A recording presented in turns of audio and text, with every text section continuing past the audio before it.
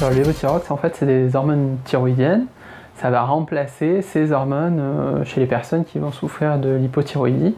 L'hypothyroïdie, c'est une maladie qui est assez fréquente en France, ça touche plusieurs millions de personnes et ça va avoir des conséquences en type de fatigue, de prise de poids.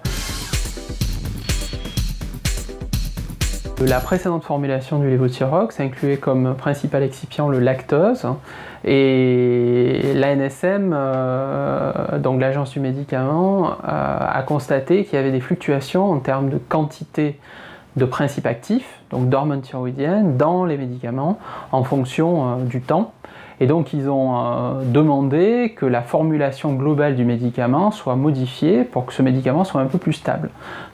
C'est-à-dire que le composé actif, donc les hormones thyroïdiennes, restent à un niveau constant dans le temps pour permettre d'avoir des bilans thyroïdiens plus stables chez les patients traités par levothyrox.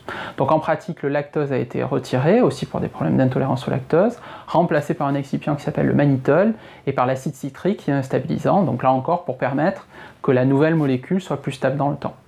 On a l'impression que certains patients vont avoir une absorption de la molécule un petit peu différente par rapport à l'ancienne formulation, et donc ça va se manifester par des fluctuations modérées du bilan thyroïdien, donc de la prise de sang, qui vont nécessiter de réajuster la dose de levothyrox avec le nouveau médicament.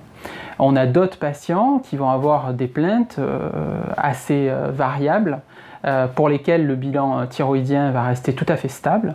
Et donc pour ces patients-là, on n'a pas de raison d'invoquer le principe actif, donc les hormones thyroïdiennes. Il faut refaire un bilan thyroïdien, vérifier si le bilan thyroïdien est stable ou pas.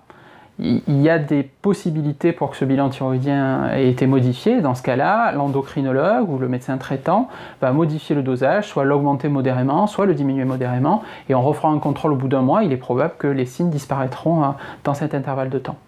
Il ne faut surtout pas arrêter le traitement puisque l'arrêt des hormones thyroïdiennes chez des patients qui sont en hypothyroïdie vont être à l'origine d'une hypothyroïdie sévère avec des signes très marqués, problématiques, avec nécessité d'un intervalle de temps très très long, plusieurs mois, pour arriver à récupérer un état de forme optimal.